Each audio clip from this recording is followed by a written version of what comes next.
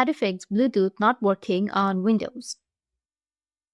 So if you want to fix Bluetooth not working on Windows, then what you need to do is first, you just need to simply go with your search and then search for services. After searching for services, you need to click on that and then open the services section.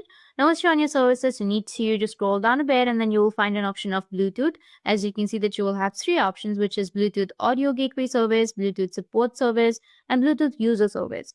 So you need to go with the first one. And here, as you can see that in my case, I have started the service. It's running. But if in your case it's not running, then you need to right click on it and then just simply click on start. Once you start the service, you need to restart the service again. You need to click on restart, and after restarting, the service will start running. Once you do that, you need to go with the second one and then again right click on it and start the service.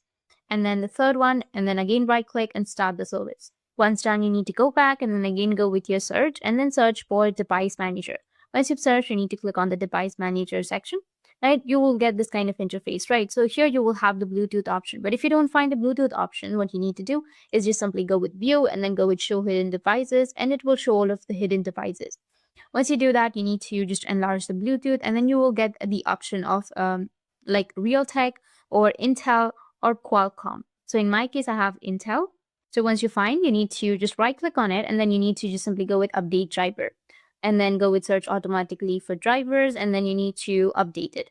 After updating your drivers, your problem might be fixed. You might find your Bluetooth option right here. But if you don't find Bluetooth still after updating, then you need to right click on it and then go with uninstall device.